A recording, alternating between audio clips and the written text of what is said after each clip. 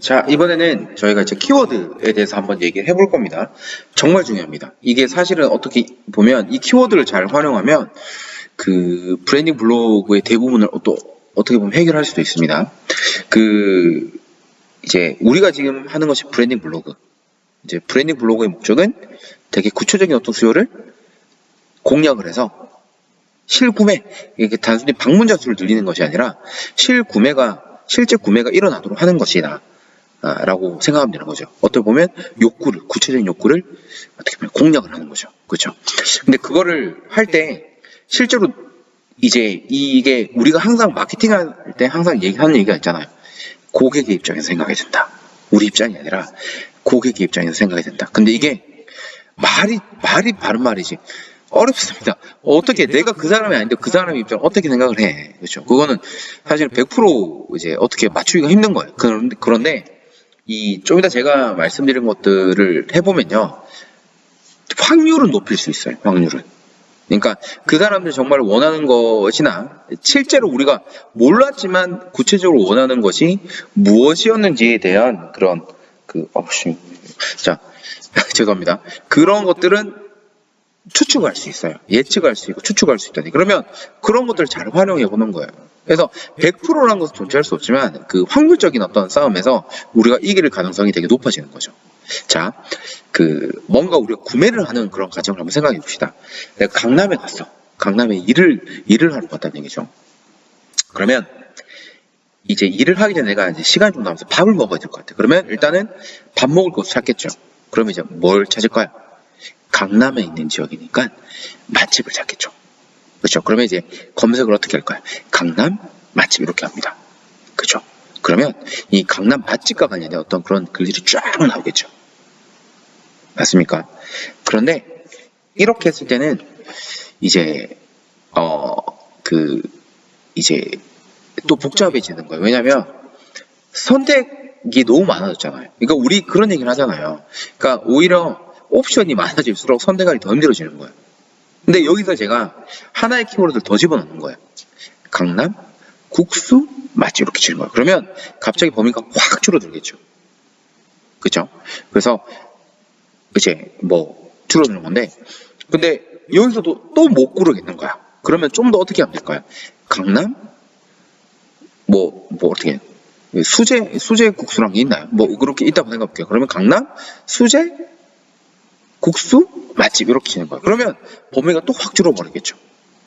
그러면 자, 이 사람이 내가요 지금은 이제 막 구체화시키는 작업을 제가 설명드렸지만 실제로 이 사람이 정말 먹고 싶은 것이 이거였다면 수제 국수였다면 처음부터 어떻게 칠까요? 강남, 수제, 국수, 맛집 쳤겠죠. 그렇죠? 그러면 이 사람이 이렇게 쳤는데 이 사람의 구체적인 수요는 요건 거예요. 강남, 수제, 국수, 맛집 요건 거예요. 그렇죠? 요걸로 디테일화 된 거잖아요. 그렇죠? 근데 반대로 업장의 입장에서는 제가 만약에 이제 식당을 하는 사람을 생각해 볼게요. 우리 집에 국수도 팔아.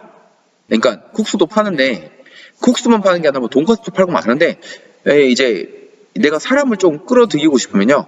그냥 강남 맛집 이렇게 치면요.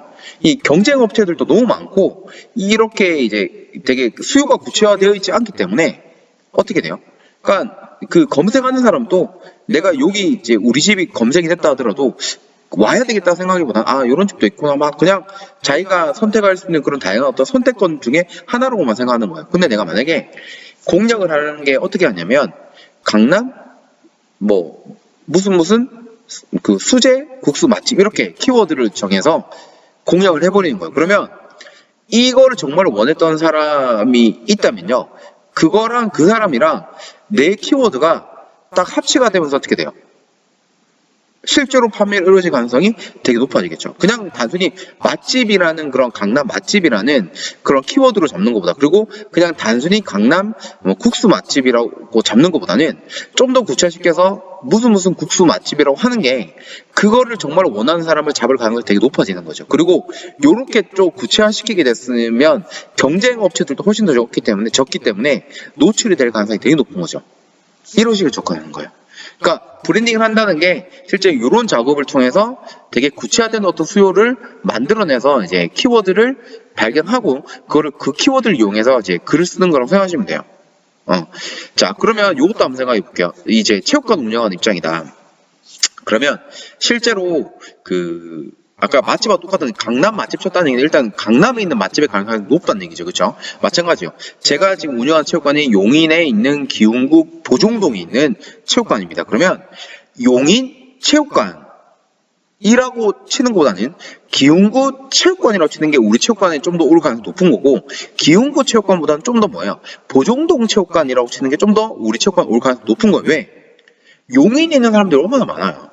근데 그 사람들 중에서 이제 실제로 제가 운영하는 체육관 근처에 있는지 없는지도 모르는데, 다른 지역에, 용인 다른 지역에 더 가까운 체육관이 있을 수 있잖아요. 그러니까 내가 실컷 만약에 용인 체육관이라고 노출을 시킨다 하더라도 실제로 그 사람이 우리 체육관보다는 더 가까운 데 갈 수 있는 건데, 그쵸?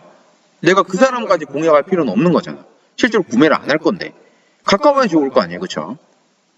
뭐 특별한 이유가 있어서 올지 모르겠지만, 이제 어쨌든. 그리고 기흥구라는 것도 사실은 지역이 너무 넓어요.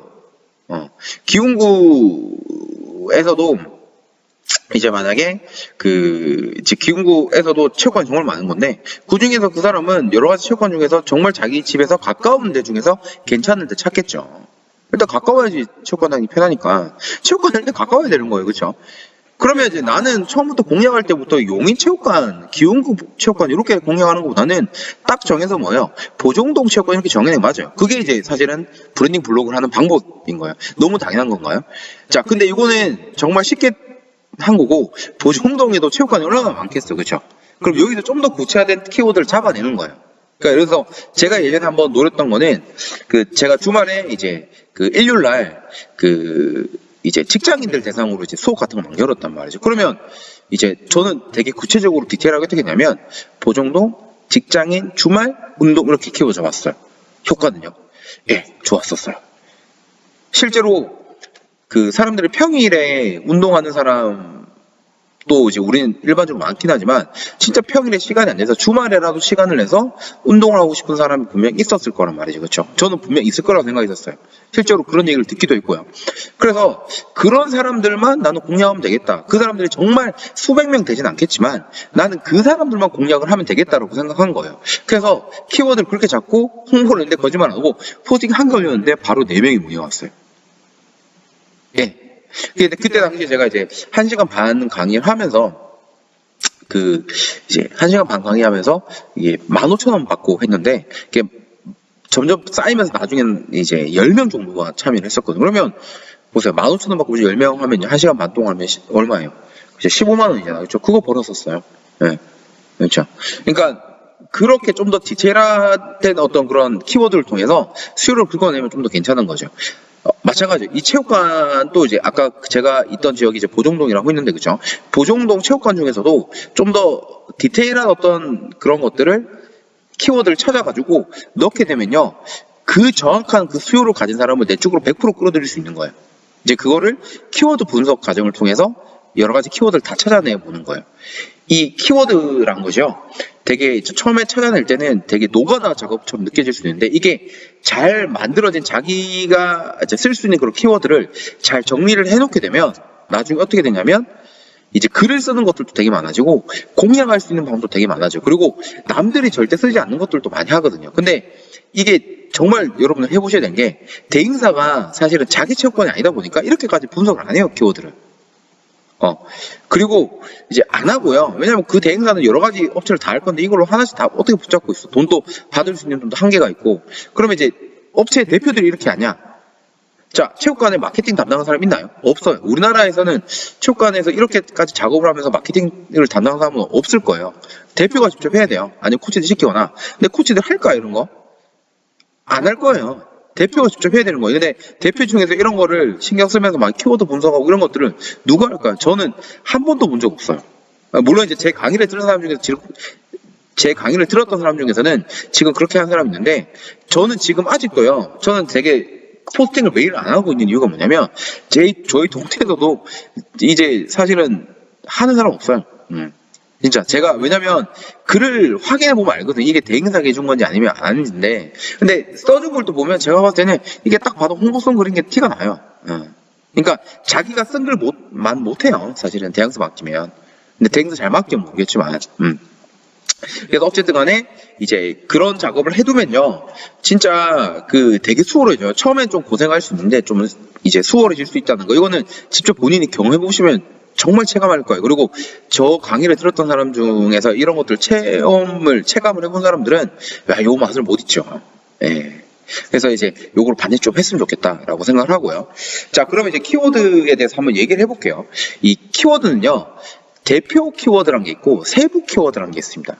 이 세부 키워드도 뭐 1차 세부 키워드, 2차 세부 키워드 뭐 이렇게 나눠지는 건데, 그거는 뭐 사실은 내가 얼마큼 디테일하게 들어가냐에 따라 달라지는 건데, 뭐 몇 단계까지는 이건 별로 뭐 사실은 케이스 바이 케이스이기 때문에. 자, 그럼 대표 키워드는 뭐냐면 그 말 그대로 이제 그 불특정 다수들에게 다 이제 검색이 될 수 있는 그런 키워드라고 생각하시면 돼요. 대표적인 게 뭐냐면 이제 아까 얘기한 것처럼 강남 맛집 이런 거예요.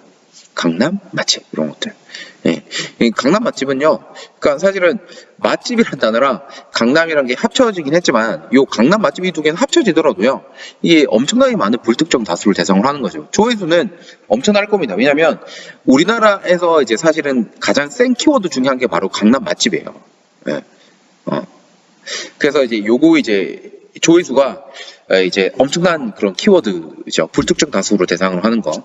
그리고 이제 보통 대표 키워드의 기준은요, 이제 사람마다 좀 틀리긴 해요. 근데 저는 기본적으로 그 조회수 있죠, 조회수. 모바일이랑 이제 뭐 PC 조회수를 합쳐서 이게 이제 3천만 넘어도 저는 대표 키워드라고 생각을 하긴 해요, 사실은. 예. 이게 사람마다 기준이 좀 틀리긴 하지만, 어쨌든 대표 키워드는요, 조회수가 되게 엄청 높아요. 그래서 이제 막 블로그를 시작하시는 분들이 공략하기는 되게 힘든 키워드라고 생각하시면 돼요. 뭐 제 운동을 다니면 크로스핏이 어떻게 보면 대표 키워드 될 수 있어요. 근데 크로스핏도 사실은 크로스핏 자체에 대한 수요가 그렇게 많지가 않기 때문에 이 크로스핏 그 키워드는요, 이 대표 키워드라고 할 정도로 조회수가 되게 높진 않아요. 뭐 대신 이런 건 높겠죠. 뭐 헬스장, 뭐 강남 헬스장, 아니면 강남 헬스, 뭐 아니면 뭐 용인 헬스장, 이런 것들은 또 조회수가 높기 때문에 이제 대표 키워드라고 할 수 있습니다. 자, 그래서 그 일단 대표 키워드가 있고요. 그다음 이 대표 키워드에서 같이 채워서 나가는 게 이제 세부 키워드가 되는 거예요. 그러니까 첫 번째 세부 키워드가 이제 1차 세부 키워드가 되는 거예요. 그러면 이제 그래서 아까 얘기한 것처럼 강남 맛집이 대표 키워드라고 했을 때는 여기서 뭐 국수 맛집 이렇게 되면 어떻게 돼요? 이제 이게 세부 키워드 되는 거예요. 강남 맛집은 대표 키워드지만 강남 국수 맛집은 세부 키워드 되는 거예요. 근데 아까 이제 설명드린 것처럼 강남 국수 맛집에서 그치지 않고 강남 수제 국수 맛집하면 어떻게 돼요? 그냥 국수 맛집에서 좀 더 구체화되는 거기 때문에 그건 2차 키워드가 되는 거예요. 이제 거기서 또 모이면 뭐 이런 거 있잖아요. 할머니가 직접 해주는 뭐 강남 뭐 그 수제 뭐 국수 맛집, 이거는 또 더 디테일하게 세부 키워드가 되는 거겠죠. 이렇게 해서 계속 가지치기 하는 거예요. 근데 이제 저는 그냥 강남 맛집에서 강남 국수 맛집만 찾아냈지만, 강남 맛집에서 강남 국수 맛집, 강남 초밥 맛집, 강남 돈가스 맛집, 강남 스테이크 맛집, 되게 많은 키워드가 나올 거고, 각 키워드마다 또 다른 가지치기 하듯이 이런 게 나오겠죠. 이런 것들을 다 뽑아내야 돼요. 가능성 있는 걸 싹 다 뽑아내. 만약에 자기가 하는 사업장이랑 그 자기가 하는 일과 관련이 있는 거라면 싹 다 뽑아내는 거예요. 일단 무조건 싹 다 뽑아내요. 예. 그리고 이제 뽑아내는 방법 좀 더 알려드릴 거예요. 거기서 가지치기 할 수 있는 걸 계속 가지치기 하는 거라면 나중에 그게 결국은 뭐냐면 글의 제목이 되는 거예요. 글의 제목이 되는 거예요. 그래서 그런 식으로 글을 쓸 수 있는 토픽을 만들어내기도 하는 겁니다. 자, 다시 한번 정리할게요. 세부 키워드 있고, 대표 키워드 있고, 세부 키워드 있어요. 근데 이제 보통 대표 키워드는 이제 조회수가 상당히 높은 거. 근데 이 조회수에 대한 기준은 사람마다 틀리지만 저는 3천만 넘어도 저는 대표 키워드라고 봐요. 그래서 이제 가지치기 하듯이 세부 키워드를 계속 이렇게 나오는 거죠. 자, 그러면 여러분들이 글을 쓴다고 했을 때는 처음에는 대표 키워드를 노려야 될까, 아니면 세부 키워드를 노려야 될까요? 처음에 이제 블로그를 키우신다고 하면요. 저도 사실은요, 제 블로그가 나쁘지 않은 그런 블로그지만 그 완전한 대표 키워드를 잘 못 잡아요. 왜냐하면 저보다 훨씬 더 레벨이 높은 블로그들을 가진 사람들도 되게 많기 때문에. 근데 저는 그렇게까지 공략할 필요 없어. 왜? 제 지역에서만 사업이 잘 되면 되기 때문에. 그렇기 때문에 여러분들 이 대표 키워드를 다 잡아야 된다고 생각할 필요는 없습니다. 여러분들 시작하실 때는 아주 가장 세부적인 그런 그 키워드부터 시작을 하시면 돼요. 뭐 아까 얘기한 것처럼 뭐 그 아까 제가 이제 그 일요일날 강의 이제 그 이제 수업 모집했을 때 뭐라 했어요? 뭐 보정동 일요일 뭐 직장인 운동 뭐 아니면 뭐 보정동 직장인 주말 운동 클래스 뭐 이런 식으로 하면요 벌써 뭐 디테일한 게 얼마나 들어갔어요. 보정동도 갖고 직장인들 대상도 갖고 주말 들어갔고 그렇죠. 그러니까 이게 되게 디테일하게 되는 거죠. 근데 이런 키워드를 이용해서 이제 사실은 글을 쓰면 경쟁자들이 되게 적기 때문에 제가 상대적으로 노출될 가능성이 되게 높아지고 이 노출될 가능성이 높아지게 되면 사람들이 많이 보겠죠. 그렇죠? 그러면 이제 조회를 하게 되고 이 글의 질이 좋아가지고 계속 읽으면서 체류 시간이 길어지게 되면 내 블로그 지수가 점점점 높아지는 거예요. 결국 똑같은 말이에요. 경쟁이 치열하지 않은 그런 키워드부터 세부 키워드 아주 디테일한 작업이 된 세부 키워드부터 노리시고 글을 쓰고 하셔야지만이 이제 사람들이 좀 더 많이 내 글을 봐줄 수 있게 되고 그러면서 내 블로그 지수가 올라가는 거예요. 그러면서 이 블로그 힘이 점점 커지게 되면 좀 더 위에 있는 세부 키워드를 노릴 수도 있게 되고요. 좀 더 위에 있는 어떤 세부 키워드를 노릴 수 있게 되는 거예요. 그런 식으로 자기 블로그를 키워가는 거예요. 근데 이제 이게 나중에 아주 디테일한 세부 키워드까지 잡다 보면 조회수가 10도 안 넘는 그런 것들도 있어요. 그런 생각할 수 있을 것 같아요. 10도 안 나오는 이런 키워드 잡아야 되나? 예, 잡으셔야 돼요. 처음엔 잡으셔야 돼요. 왜? 제가 아까 말씀드렸잖아요. 이 체육관 운영을 기준으로 말씀드리면 10명 중에 세부적으로 갔다는 얘기는 이 사람들의 욕구가 아주 디테일하기 때문에 구매 의사도 아주 높은 사람들이에요. 10명밖에 안 봤다 하더라도 실제로 그 중에서요 2~3명만 등록을 하게 되면요 여러분들은 그냥 성공한 거예요. 맞잖아요. 전단지 수천 장 뿌려보세요. 그 중에서 진짜 몇 명 등록해요. 근데 그거는 왜 그러냐면 전단지 자체가 불특정 다수를 대상으로 구매 의사가 있는지 없는지도 확인 안 하는 사람들에게 확인이 안 된 사람들에게 그냥 막 뿌리기 때문에 구매가 안 되는 거예요. 그러니까 시작부터 어떻게 보면 잘못된 거죠. 근데 이제 세부 키워드를 이용해서 그런 사람들을 공략하게 되면 그 10명밖에 안 되는 사람일지언정 그 사람들은 이미 구매 의사가 있는 것처럼 이제 검증이 어느 정도 된 사람들이기 때문에 실제로 구매를 이어질 가능성이 되게 높은 거죠. 그렇기 때문에 처음에요 키워드를 센 거 안 잡더라도요 이제 브랜딩 블로그는 잘 될 수도 있어요. 그리고 사업적으로도 어느 정도 효과를 볼 수 있습니다. 그러니까 이 작은 키워드를 절대 무시하시면 안 됩니다. 아시겠죠? 자, 그래서 그러면 이런 생각 할 수 있어요. 아니 그러면 처음부터 세부 키워드를 잡아갈 건데 왜 그러면 대표 키워드 왜 찾아라 했냐 라고 얘기하실 수 있습니다. 그런데 여러분들 대표 키워드가 있어야지 세부 키워드를 가지치기 하듯이 잡을 수 있는 겁니다. 그러니까 처음에는요 나중에 궁극적인 목표는 정말 블로그를 많이 키워서 대표 키워드까지 잡으면 좋겠지만 우선 지금 현재 단계에서 대표 키워드를 찾는 이유는요 여러분들 세부 키워드를 만들어내기 위한 그런 과정에서 존재하는 거다 이렇게 생각하시면 될 것 같아요. 아시겠죠? 자, 그래서 이제 이런 것들 세부 키워드를 어떻게 잡아가는지는 좀 이따 제가 한번 또 한번 이제 보여드리도록 하겠습니다. 화면에서 직접 제가 키워드 찾는 거 이제 하면서 해드리고요. 그리고 이제 어떻게 하면 이제 좀 더 글 쓸 거리를 찾으면 되는지를 갖다가 제가 한번 보여드리도록 하겠습니다. 그럼 여기서 잠깐 끊고 이제 다음 장면부터는 이제 실제로 아까는 사투로 나왔네요. 이제 키워드 찾는 방법 이런 것들을 화면 보면서 한번 알려드리도록 하겠습니다.